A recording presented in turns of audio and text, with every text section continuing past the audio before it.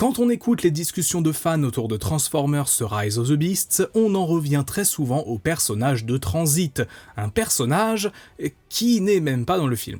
Si vous avez suivi avec moi mes vidéos sur la production de ce dernier, vous devriez savoir d'où il vient et le rôle qu'il aurait dû avoir. Et même si on va revenir là-dessus aujourd'hui, la question plus large sera de savoir si, à l'avenir, ce perso, qui a failli être présent dans l'histoire, pourrait revenir dans un futur long métrage. Sur ce, allons-y sans plus attendre. Pendant le tournage de Rise of the Beasts, beaucoup de scènes ont été tournées dans des décors reprenant l'esthétique de New York. Certaines scènes ont réellement été tournées à New York, mais celles qui impliquaient de la destruction ou beaucoup de recréation de décors ont été tournées à Montréal, qui permettait davantage de facilité en termes de production. C'est notamment là-bas qu'ont été tournées certaines séquences du début du film, comme les scènes dans la rue ou l'affrontement au musée.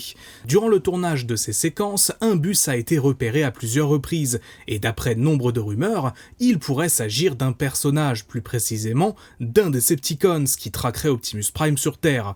J'avoue que je ne sais plus exactement d'où cette rumeur est venue, mais la personne était assurément bien informée, car assez vite, ces rumeurs ont dépassé le stade de la spéculation pour arriver à du concret, quand on apprend en décembre 2022 que c'est John DiMaggio, le même voice actor que pour Stratosphere, qui prêtera sa voix au personnage. Ainsi, Transit, si on ne connaissait ni son apparence ni son rôle, était confirmé comme faisant partie des Transformers qui allaient apparaître à l'écran. En mars 2023, on découvre le design du personnage via un leak de visuels promotionnels provenant du site de Takara Tomy. Pour faire simple, un des gens sont tombés sur ces visuels qui avaient été mis sur un coin du site par erreur, ont enregistré les images avant qu'elles soient supprimées, et ainsi elles ont traversé internet.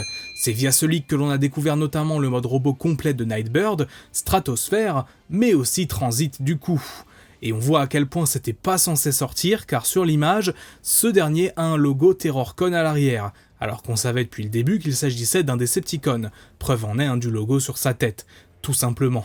Ainsi, on a tout un tas de débats qui ont commencé à arriver autour du personnage, sur lesquels on reviendra après, mais du coup, chez Paramount, ça a peut-être un peu commencé à s'affoler, car ce personnage, en mars, avait été coupé du film depuis plusieurs mois déjà.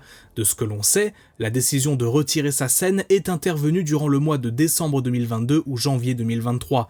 Ainsi, on a eu la confirmation quelques semaines avant la sortie de Rise of the Beast que Transit ne serait pas dedans, de la bouche du réalisateur Steven Caple lui-même, qui affirmait cependant qu'il aimerait la diffuser après la sortie du film, ce qui a bien été le cas au final.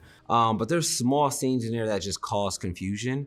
Like one was this this Decepticon scene, Transit, that I've been talking about, because Optimus Prime fights Transit at the beginning of the movie, or at least he used to, and you find out that Optimus Prime wants to go home. Like, that's all he wants to do, and that Cybertron's in deep trouble. And this guy Transit was telling him that, like, you know, we're just here to kill you, aka like Cybertron's already ours. And it was a really epic fight scene, and then you saw Optimus Prime dump his body in the Hudson River, and all these Decepticons were dead, and you saw that he's been hunting for the last few years. So when we screened it, people were like, damn, this is kind of dark. It was kind of dark, but I thought it was a movie I wanted to make, but then I started to realize it is dark. It just felt a little darker.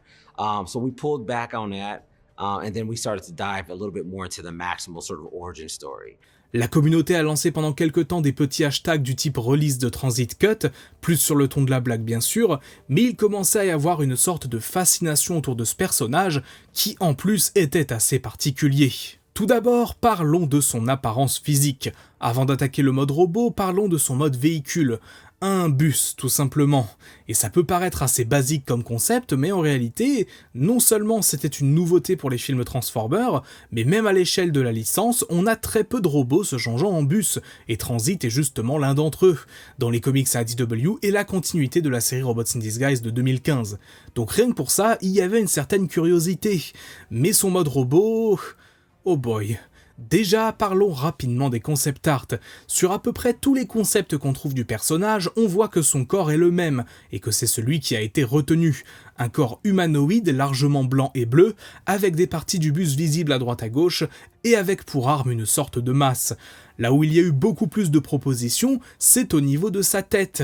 On a tout d'abord eu des propositions assez classiques, des sortes de têtes de Decepticons un peu passe-partout, qui auraient assez bien marché à mon sens. Ensuite, on a eu toute une série de têtes complètement bizarres, complètement cursed, toutes très aliens et avec l'une d'entre elles carrément comique, avec les yeux de transit remplacés par un panneau de destination de bus justement, sur lequel est écrit « Die » ou « Meurt » en français. C'est tellement ridicule que je trouve ça drôle. Enfin, on a eu une dernière proposition pour la tête de transit, celle qui a été retenue au final, un aspect insectoïde avec des yeux multiples, des pics sur le dessus et des mandibules au niveau de la bouche. Un peu une tête de fourmi maintenant que j'y pense. Si on me demandait de choisir, peut-être que j'aurais pris l'une des premières têtes un peu plus classiques pour aller au personnage. Maintenant, quand on y pense, ça reste un bon compromis entre un design classique et un design trop chelou. Transit a une tête comme peu de personnages en ont, et étant donné que ce n'est pas un personnage important, on peut en faire un peu ce qu'on veut. C'est un peu comme pour Barricade ou Blackout dans le premier film Transformers. On peut presque faire ce qu'on veut de ces personnages étant donné qu'ils étaient ultra obscurs dans la licence. En revanche, on aurait fait une tête comme ça à un personnage plus connu et déjà établi, là ça aurait potentiellement posé problème. Ainsi, à mon sens, Transit est un bon mix esthétique entre Bumblebee et le Bayverse. On garde un peu ce côté insectoïde, mais également des belles couleurs, et si c'est pas le meilleur choix possible à mon sens, ça a une identité propre, et c'est donc toujours mieux que Random Robot Gris numéro 8. Coucou Soundwave. Dans le film en lui-même, Transit aurait eu une seule scène. On l'aurait vu être traqué puis tué par Optimus dans un affrontement qui, sans exagérer, aurait été l'un des meilleurs du film, avec de la destruction de décors réels et une bonne opposition pour Optimus, malgré le fait qu'il ne soit qu'un Decepticon basique. Prime aurait tué Transit après que ce dernier ait affirmé avoir détruit son vaisseau pour laisser à jamais les Autobots se coincer sur Terre. Après cela, et même si on n'en voit que le début dans une autre scène coupée, Optimus aurait dû prendre sa carcasse et le jeter au fond du fleuve Hudson, où on aurait vu les restes d'autres Decepticons s'envoyer sur Terre auparavant. On n'a aucune idée de ce à quoi ces derniers auraient ressemblé, mais il y a fort à parier qu'ils auraient été des reprises partielles des modèles 3D existants, vus rapidement dans le background. Alors à partir de là, qu'est-ce qu'on peut dire ? Eh ben déjà se pose la question de la canonicité des événements autour de Transit.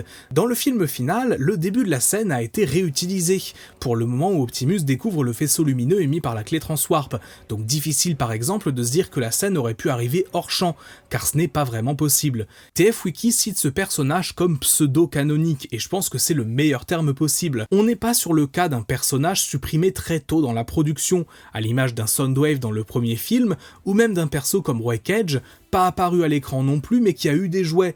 Là on est sur un personnage supprimé très tard, le seul représentant des Decepticons dans ce long métrage, mais qui malgré tout n'a eu à ce jour aucune figurine, seulement quelques apparitions dans du merchandising tel que des calendriers ou des draps de douche. Oui. Donc c'est un cas réellement singulier et surprenant. L'explication que l'on a concernant la suppression du personnage, c'est que pendant les projections tests, les spectateurs auraient trouvé la séquence et le fait qu'Optimus jette son cadavre trop dark entre guillemets. Cependant, comme je l'avais déjà expliqué, le fait de supprimer Transit a aussi permis à mon sens de ne pas s'éparpiller au niveau de l'intrigue. Au lieu d'avoir d'un côté les Decepticons, puis d'un autre les Terrorcons, puis encore d'un autre les Maximals, on a gardé les deux derniers et complètement supprimé les Decepticons. Car aux yeux du grand public, ça aurait pu être bizarre de se dire que Transit n'est pas dans le même camp que Scourge, alors que ce sont tous les deux des robots méchants. Je sais que ça paraît bête de dire ça, mais quand on voit que même la campagne promotionnelle en France a confondu Decepticons et Terrorcons, alors que les Decepticons n'étaient même pas dans le film, imaginez si ça avait été le cas, ça aurait été un festival. Il y a aussi bien sûr la question de la cohérence avec la fin de Bumblebee. Tout l'enjeu de l'affrontement final de ce dernier était justement que les Decepticons ne découvrent pas la Terre, donc avoir ces derniers envoyer Transit et plein d'autres auparavant pour les traquer ne semble pas super logique. Ou alors on aurait pu expliquer que les Decepticons envoyaient plein de leurs soldats au hasard dans la galaxie pour trouver les Autobots, mais encore une fois, ça aurait fait plein de trucs à expliquer pour un film qui déjà en explique beaucoup autrement, et ça n'aurait fait que rendre l'ensemble plus décousu. Maintenant qu'on en est là, peut-on s'attendre à revoir Transit dans un futur long métrage ? Eh ben honnêtement, j'ai envie de dire que oui. Les films Transformers ont toujours eu l'habitude de réutiliser partiellement ou entièrement des personnages d'un film à l'autre. Blackout et Green Door en sont un exemple évident, mais on pourrait citer évidemment Longol et Onslaught, les Dreads, les Seekers dans Bumblebee basés sur Blitzwing, etc. Même dans la licence Transformers de façon générale, c'est un principe connu. Or là, les équipes d'effets spéciaux ont créé un modèle de A à Z qui a un peu évolué dans le temps d'ailleurs, passant d'un design un peu standardisé au design final, et ça serait dommage de ne pas le réutiliser.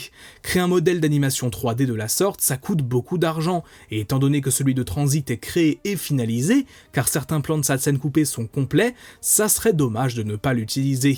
On peut soit le réutiliser tel quel et faire revenir le personnage de Transit dans une future histoire, ou alors le modifier légèrement pour obtenir un autre personnage.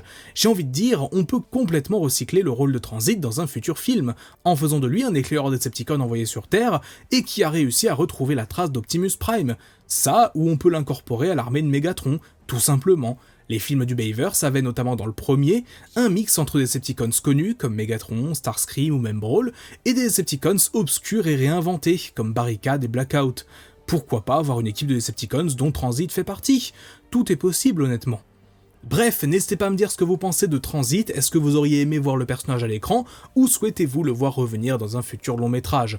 Dites-moi tout en commentaire. N'oubliez pas le petit like et l'abonnement si ce n'est pas déjà fait, c'est peu mais ça aide beaucoup. Sur ce, c'est tout pour moi, c'était Magnus, on se dit à très vite, ciao.